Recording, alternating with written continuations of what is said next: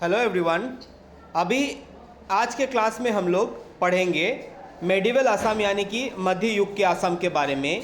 ये टॉपिक बहुत इम्पॉर्टेंट है आपके एग्ज़ाम के लिए भी, जो क्लास 8 में पढ़ते हैं असम स्टेट बोर्ड के अंडर, और साथ ही साथ बहुत सारे कॉम्पिटिटिव एग्ज़ाम्स हैं जैसे कि असम पब्लिक सर्विस कमीशन और भी बहुत सारे कॉम्पिटिटिव एग्ज़ाम्स हैं जिसमें ये टॉपिक काफ़ी पूछा जाता है। तो इस टॉपिक को हम लोग अच्छे से कवर करेंगे। मेडिवल असम कैसा था, माने मध्य युग में असम किस तरह का था, वहाँ पे कौन कौन से साम्राज्य रहे हैं, और जो भी उससे जुड़ी हुई बातें हम लोग उसको अच्छे से करेंगे। इसको अगर आप अच्छे से देखते हो, इसको देखने से आपको एक तरह का क्लियर अंडरस्टैंडिंग डेवलप होगा, आपको उस चैप्टर के बारे में पूरा जानकारी मिल जाएगा। ठीक है, तो आइए शुरू करते हैं इसमें। तो सबसे पहले हम लोग जानेंगे कि मध्य युग की शुरुआत कैसे होती है और उसकी भौगोलिक स्थिति क्या थी, यानी कि beginning of medieval period and geographical situation. वो कहाँ से कहाँ तक था, इसका एरिया, हर जगह का एक तरह का बाउंड्री होता है ना, तो इसमें भी इसका बाउंड्री कहाँ तक था आपको समझना पड़ेगा। 13वीं शताब्दी में आहोमों का आगमन से लेकर 19वीं शताब्दी के आरंभ तक आपको दिखेगा कि आहोम एक जाति के लोग हैं जो विदेश से भारत में या असम में आते हैं, और आहोम असम में आते हैं 1228 में। 1228 में आहोम भारत में आते हैं, असम में आते हैं, और लंबे समय तक, करीबन आप देखोगे कि 13वीं शताब्दी से लेकर 19वीं शताब्दी तक उन लोगों का राज रहता है, उन लोगों का कहीं ना कहीं पर असम पे शासन चलता है। इस काल में असम में कई छोटे छोटे राज्य थे जो आपस में संपर्क और संघर्ष में रहते थे। मतलब जिस समय में आहोम असम में आए थे उस समय में असम के दूसरे जगह पे भी कुछ छोटे छोटे राज्य थे, कुछ राज्य में आपस में मेल था, कुछ अपने एक दूसरे के साथ लड़ते भी रहते थे, इस तरह का परिस्थिति था। फिर हम भौगोलिक स्थिति की बात करें, जियोग्राफी के लोकेशन की बात करें, तो 13वीं शताब्दी में असम का जो एरिया था वो कहाँ तक था। अगर हम बात करेंगे पश्चिम की, वेस्ट की बात करेंगे, तो एक नदी आपको मिलेगा, करतोया नदी। आज की उत्तरी बंगाल और बांग्लादेश के बीच में वो बहती थी, और उस समय असम की ये पश्चिमी सीमा थी, जो वेस्ट में असम की बाउंड्री थी यही थी। अब बात करते हैं कि ईस्ट का बाउंड्री के बारे में, माने पूर्व के बारे में। नौगांव और दरंग तक कामरूप या फिर कामाता राज्य का प्रभाव था। उस समय में नौगांव और दरंग तक आपको दिखेगा, जिसको हम लोग कामरूप या कामाता राज्य भी बोलते हैं, उसका प्रभाव था। फिर उत्तर में हम देखेंगे सोबनसिरी से दिसांग नदी तक चुटिया राज्य का राज्य था। एक जाति होता है चुटिया जाति असम में, तो वो उनका प्रभाव था आपका सोबनसिरी नदी से दिसांग नदी तक। ठीक है, और फिर दक्षिण की बात करेंगे तो दिखो से कलंग नदी तक कछड़ी राज्य माना जाता था। तो इनके बीच भूया लोगों के छोटे छोटे राज्य फैले हुए थे। ठीक है, भूया भी एक तरह का जाति होता है, तो अलग अलग जगह पे अलग अलग सीमाओं पे अलग अलग छोटे बड़े राज्य थे, जैसे मैंने आपको बताया। अब खासकर कि असम में जो सबसे इम्पोर्टेंट, जो मध्य युग में जो सबसे इम्पोर्टेंट जो राज्य था वो आहोम राज्य था। जैसे आपको मैंने बताया, आहोम राज्यों की शुरुआत होती है 1228 से और वो अंत होता है 1826 में। इसको बनाने वाले, इस आहोम राज्य का संस्थापक या जो फाउंडर थे, उनका नाम था स्वर्गदेव चुकाफा। ठीक है, स्वर्गदेव चुकाफा एक राजा थे जो आहोम साम्राज्य का स्थापना उन्होंने ही किया था 1228 में।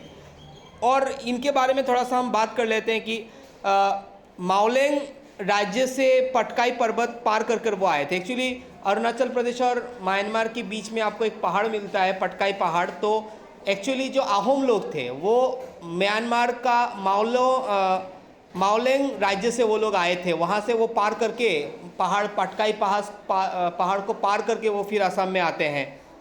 और उन्होंने आज के समय में एक नया जिला भी असम में बन चुका है जिसको चौराईदेव बोलते हैं। तो चौराईदेव को उन्होंने अपना राजधानी बनाया। ठीक है, 300 के पास आपको मिलेगा। तो चौराईदेव को उन्होंने अपना राजधानी बनाया। मरान और बराही जनजातियों से वैवाहिक संबंध बनाकर सत्ता मजबूत की। वहाँ पे पहले से ही मोरान और बराही जनजातीय के जो ट्राइब्स के लोग रहते थे, तो उनके साथ उन्होंने कहीं ना कहीं पर बहुत सारे आहोम राजाओं ने या आहोम लोगों ने शादी वगैरह ब्याह रचाई, और धीरे धीरे क्या किया, अपना जो सत्ता है उसको और मजबूत किया। आहोमों ने अपने राज्य को और ज़्यादा बड़ा किया, शक्तिशाली बनाया। लगभग 600 वर्षों तक कुल आहोम का जो साम्राज्य था, जैसे मैंने आपको बताया, 13 से लेकर 19वीं शताब्दी तक था। लगभग 600 साल का समय आप मान सकते हो, जिसमें कुल 40 राजा रहे हैं। तो बहुत सारे राजाएं रही हैं और सभी स्वर्गदेव उपाधि धारण करते हैं। आप देखोगे सभी राज्यों में आहोम के जितने भी राजा रहे हैं, सब लोग अपने नाम के आगे स्वर्गदेव लगाते थे। आप बोलोगे स्वर्गदेव क्या होता है? आहोम राजाओं का मानना था कि वो भगवान इंद्र के वंशज है, तो इसीलिए वो लोग क्या करते थे, अपने राजा अपने नाम के आगे स्वर्गदेव लगा देते थे। समझ में आया आपको? फिर आपको दिखेगा जो धार्मिक परिवर्तन होता है उनके समय में, मतलब उन्होंने अपना कुछ एक नया, जो आहोम लोगों का अपना धर्म तो कुछ अलग था, अपने धर्म देश में वो लोग अपने अलग धर्म को मानते थे, लेकिन जब वो भारत में आते हैं चुदांगफा के समय इस धर्म हिंदू धर्म का प्रभाव पड़ा। ठीक है, जिनको बामुनी कुंवर भी बोला जाता है। चुदांगफा एक राजा है, अब आहोमों का नाम ऐसे ही होता था, थोड़ा कठिन नाम आपको दिखेगा। तो उनके समय जिनको हम लोग इनके समय आपको दिखेगा कि हिंदू धर्म का प्रभाव बढ़ा। उन्होंने खुद भी हिंदू धर्म अपना लिया था इस राजा ने, और आगे चलकर बहुत सारे लोग और भी हिंदू धर्म को मानने लगते हैं, क्योंकि उससे पहले उन लोगों का कुछ अलग ही धर्म था, उनका अपना ही कुछ नियम कानून था। लेकिन बामुनी कुंवर या चुदांगफा जो राजा थे, उनके समय से आपको दिखेगा कि हिंदू धर्म का प्रभाव काफ़ी बढ़ जाता है। और फिर आते हैं हमारे चुहुंग मुहुंग के समय हिंदू नाम अपनाने की परंपरा शुरू हुई। तो राजा ने चुहुंग मुहुंग जो राजा थे, उनके समय से आपको दिखेगा राजा लोगों का जो नाम होता था वो हिंदू नाम जैसा होता था। पहले वाला नाम, जैसे मैंने आपको चुकाफा नाम बोला, ये सब आहोम नाम है, लेकिन आगे चलकर वो हिंदू नाम काफ़ी हद तक फैलना शुरू हो जाता है। चुहुंग के समय चुटिया राज्य का विलय युद्ध में जीतकर साम्राज्यों में मिलाया। बहुत सारे चुहुंग के समय क्या हुआ था, जो चुटिया राज्य था, जो छोटे छोटे जो चुटिया राज्य था, उन लोगों ने क्या किया, उनको आहोम राज्य के साथ मिला दिया गया। आहोम बड़ा था तो उन्होंने छोटे छोटे राज्य को अपने साथ मिला लिया। फिर 1603 से 1673 तक आप दिखेगा कि मुगलों से लंबा संघर्ष चलता है। कई बार मुगलों का आक्रमण हो जाता है आहोम पर, असम पर, जिसमें एक बहुत बड़े लड़ाई, आप सब लोग उसके बारे में सुने होंगे ज़रूर, जिसको हम लोग बैटल ऑफ सरायघाट 1671 या सरायघाट का युद्ध बोलते हैं। ब्रह्मपुत्र पर नदी पर लाचित बरफुकन के नेतृत्व में आहोमों ने मुगलों को हराया था। असम को मुगल शासन से उन्होंने बचाया भी था। ये बहुत इंपॉर्टेंट एक चीज़ है। 1682 में मुगलों से जो अंतिम और निर्णायक युद्ध हुआ था, ये एक ही आखिरी लड़ाई था। मुगलों, इसको हम लोग बोला जाता है कि बैटल ऑफ इटाखुली, माने इटाखुली रॉन।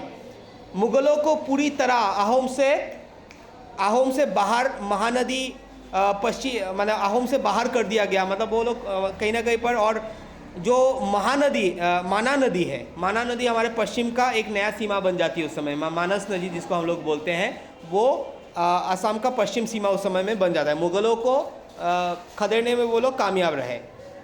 अब बात करते हैं कि मध्यकालीन असम में कुछ कौन कौन महत्वपूर्ण राजा रहे हैं, जो इम्पोर्टेंट किंग्स थे।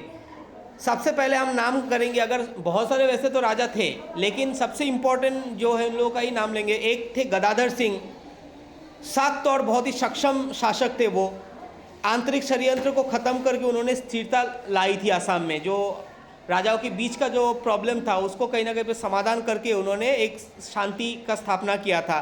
फिर हम बात करेंगे रुद्र सिंह के। रुद्र सिंह जो थे वो दूरदर्शी राजा थे, वो भविष्य को देख सकते थे कि भविष्य में क्या परिस्थिति आएगा क्या नहीं। गठबंधन द्वारा साम्राज्य को मजबूत करने की योजना उन्होंने बनाया। गठबंधन मतलब दूसरे राजाओं का भी सहायता लेकर या दूसरे राज्य का सहायता लेकर किस तरह से अपने राज्य को बचाया जा सके, उसका योजना उन्होंने बनाया। लेकिन एक गंभीर बीमारी के चलते उनका मृत्यु हो जाता है रुद्र सिंह का। फिर हम बात करेंगे शिव सिंह के बारे में। उन्होंने वो धार्मिक प्रवृत्ति वाले इंसान थे जो धर्म कर्म को बहुत ज़्यादा मानते थे, और उन्होंने जो अपना शासन है उनकी रानी फुलेश्वरी को सौंप दिया था। शाक्त मत का प्रभाव बढ़ा उस समय में। जो असम में आपको दिखेगा, शाक्त मत का मतलब क्या होता है, जो शक्ति की पूजा करते हैं, जैसे कि जो भगवान शक्ति के उपासक जो होते हैं वो उपासना होता है, उसका उन लोगों ने कहीं ना कहीं पर प्रभाव बढ़ाया। फिर हम देखेंगे कि आहोम साम्राज्य का धीरे धीरे पतन होना शुरू होएगा। 1769 के बाद गृह कलह, मतलब जो देश के अंदर राज्य के अंदर ही लोगों में लड़ाई झगड़ा था, फिर विद्रोह भी हुआ कई सारे जगह में, बहुत सारे लोगों ने बगावत कर दिया। फिर हम देखेंगे मणिपुरी आक्रमण भी होता है, जो मणिपुर होता है पड़ोसी राज्य, वहाँ से भी आक्रमण चलता है, जिसके चलते इस तरह का समस्या आपको देखने को मिलेगा कि आहोम का धीरे धीरे पतन होना शुरू हो जाता है। और 1826 में ये आप जानते हो यांडाबू संधि हुआ था, जिसके तहत ब्रिटिश को सत्ता सौंपनी पड़ी थी। एक्चुअली यांडाबू संधि क्या था आप समझ लो। बर्मा के राजा जो थे ना, मान राजा जिसको हम लोग बोलते हैं, म्यांमार के राजा, वो असम पर कई बार वो उनका आक्रमण होता। तो एक बार बर्मा के राजा के आक्रमण से बचने के लिए आहोम लोगों ने ब्रिटिश का मदद मांगा, अंग्रेजों का मदद मांगा। तो अंग्रेज आकर आहोमों को तो बचा लेते हैं, जो मान राजा थे, जो म्यांमार के जो राजा थे, उनसे बचा लेते हैं। लेकिन प्रॉब्लम क्या होता है, बाद में वो असम में खुद बैठ जाते हैं और वो एक संधि कर लेते हैं। म्यांमार में एक जगह है बर्मा जिसको हम लोग बोलते हैं, वहाँ पे एक जगह है जिसको यांडाबू बोला जाता है। तो यांडाबू जगह में संधि होता है कि ब्रिटिश उन लोगों को लिखवाता है कि कभी भी तुम लोग भविष्य में आसाम पर आक्रमण नहीं करोगे। लेकिन आसाम पर वो लोग खुद परमानेंटली बैठ जाता है, आहोम को हटाकर वो ब्रिटिश अभी आसाम में शासन करना शुरू कर देता है। अन्य कुछ प्रमुख राजाओं के बारे में भी थोड़ा सा आप जान लो। कामरूप और कामता जिसको बोलते हो, या फिर कोच राज्य जो है, अंतिम कामरूप राजा कौन थे? कामरूप के जो अंतिम राजा, सबसे आखिर जो राजा था, आपको पता है आसाम को पुराने समय में कामरूप बोला जाता, तो उसके जो पुराने राजा थे उनका नाम था जयपाल। ठीक है, वो पाल वंश के राजा थे। 1257 में बंगाल के सूबेदार इख्तियार उद्दीन मलिक का आक्रमण होता है और वो राजधानी कामातापुरा को राजधानी बना देता है और नाम बदलकर उसको कामाता कर देता है, कामातापुर, कामरूप को कामातापुर बना देते हैं। फिर हम बात करेंगे कि कोच राज्य के बारे में। कोच राज्य को बनाने वाले शिव सिंह थे और उन्होंने राजधानी बनाया कोच बिहार को। नरनारायण और उनके सेनापति चिलाराय बहुत इंपॉर्टेंट है इस राज्य के। 1562 में आहोम राजधानी गायगांव उन्होंने जीत लिया। कछाड़ी, मणिपुर, त्रिपुरा आदि राज्यों को भी जीता उनके समय में, नरनारायण और चिलाराय के समय में। गोहाई कमल आली सड़क का भी निर्माण हुआ उस समय में, आप दिखेगा बहुत इंपॉर्टेंट एक सड़क है।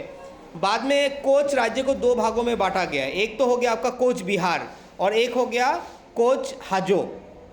फिर हम बात करेंगे कि चुटिया राज्य के बारे में। चुटिया किंगडम जो थे उसका स्थान कहाँ पर था? ब्रह्मपुत्र के उत्तर में सोबनसिरी से पूर्व और दक्षिण में दिसांग नदी तक ये फैला हुआ था। और इस साम्राज्य के जो प्रमुख राजा थे वो थे बीरपाल और फिर रत्नध्वज पाल या गौरी नारायण। फिर 1523 में आहोमों ने सैन्य विजय से चुटिया राज्य को अपने साथ मिला लिया था। फिर बरभुइया का भी कुछ राज्य बना कुछ समय के लिए। शक्तिशाली वो सामंत होते थे, मतलब वो जमींदार होते थे बेसिकली, भूमि, धन और सेना के मालिक थे, जिनको हम लोग भुइया बोलते हैं, बरभुइया बोला जाता है। प्रधान बरभुइया चंडीबर भुइया थे। इनके वंश में शंकरदेव का भी जन्म हुआ था, जो आप असम के एक बहुत बड़े धर्मगुरु शंकरदेव, उनका भी जन्म चंडीबर भुइया के ही वंश में हुआ था। 16वीं सदी के मध्य में आप देखोगे कि आहोमों के अधीन हो जाते हैं। अफगान आक्रमणों में भी में आहोमों की मदद उन्होंने की। फिर आप देखोगे कि कछाड़ी राज्य के बारे में। प्राचीन निवासी, वो असम के सबसे प्राचीन निवासी में एक आते हैं और संभवतः वो तिब्बत या चीन से आए होंगे, जो कछाड़ी लोग थे। और उनका जो राजधानी था वो डिमापुर में था, जो आज के समय में नागालैंड में पड़ता है। और बाद में उन्होंने उस राजधानी को माईबंग में लेके आ जाता है। माईबंग जो डिमा हासाओ डिस्ट्रिक्ट असम में है, वहाँ पे है। और इसमें प्रमुख राजा कौन कौन थे? महामाणिक्य, खूनखरा, यशो नारायण, ताम्रध्वज, कृष्णचंद्र, गोविंदचंद्र। 1832 में आप दिखेगा कि गोविंदचंद्र की मृत्यु के बाद अंग्रेजों ने राज्य को अपने अधीन कर लेता है। कुछ मुख्य घटनाओं का सारांश हम बताएंगे। 1228 में जैसे आपको पता है कि चुकाफा का आगमन होता है, चराइदेव को वो अपना राजधानी बना लेते हैं, असम का आहोम का पहला राजा। फिर 1603 से लेकर 1673 तक आहोम मुगल में बहुत संघर्ष होता है। 1671 की सरायघाट विजय एक बहुत बड़ी इतिहास का घटना है, जिसने वीर लाचित बरफुकन ने अपनी हिम्मत और बहादुरी दिखाई। 1682 में अंतिम मुगल युद्ध हुआ और मानस नदी के तक असम का सीमा को बढ़ा दिया गया। 1714 में रुद्र सिंह की मृत्यु हो जाती है और गठबंधन योजना भी विफल हो जाती है। 1769 में आपको दिखेगा कि अहोम जो साम्राज्य है उसकी पतन शुरू हो जाती है और 1826 में यांडाबू की संधि होता है और असम में ब्रिटिश का शासन शुरू हो जाता है। इससे इसी के साथ साथ मध्ययुगीय जो इतिहास होता है वो भी ख़त्म हो जाता है। तो आशा करता हूँ आपको इस चैप्टर से काफ़ी जानकारी मिला होगा। इस चैप्टर को आप अच्छे से देखिए और अगर आपको ये वीडियो पसंद आया तो ज़रूर शेयर कीजिए, लाइक कीजिए, कमेंट कीजिए, सब्सक्राइब कीजिए। Thank you. पढ़ते रहिए, बढ़ते रहिए।